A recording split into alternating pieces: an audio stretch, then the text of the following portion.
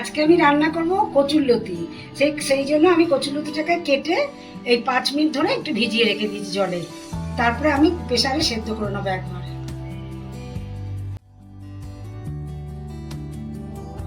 এবারে কচুরলতিগুলো নিয়ে আমি প্রেসার কুকারে দিয়ে দিচ্ছি। এটা আমার ওই একটা সিটি দিলে আমি নামিয়ে নেবো। এবারে আমি প্রেসার কুকারটাকে বন্ধ করে দিলাম।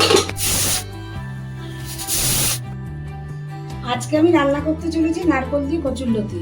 তবে আমি তেলটাকে কড়াতে গরম করে নিলাম। এর মধ্যে দিচ্ছি কালো জিরে ফোড়ন, তেজপাতা, কিছু চেরা কাঁচা লঙ্কা, নুন,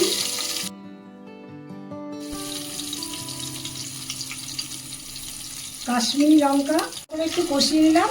তার মধ্যে আমি ছেড়ে দেবো আপনার কচুরলতি।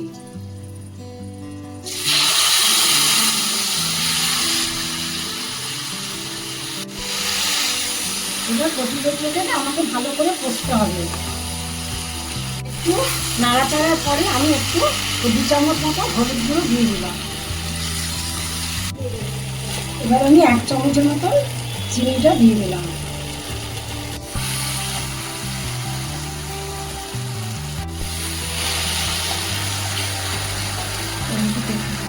এর মধ্যে আমি একটু তেঁতুল গোলা জল দিয়ে দিচ্ছি খাবার জন্য।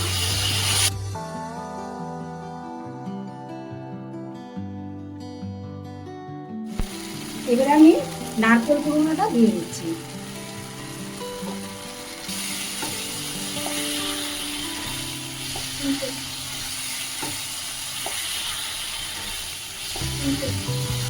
এটাতে আমি কষাতে থাকবো 10 মিনিটের মতো।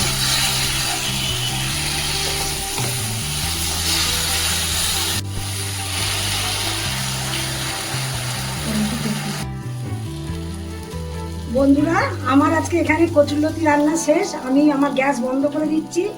যদি আপনাদের ভালো লাগে দেখে, তাহলে লাইক করবেন, শেয়ার করবেন আর একটা সাবস্ক্রাইব করে দেবেন।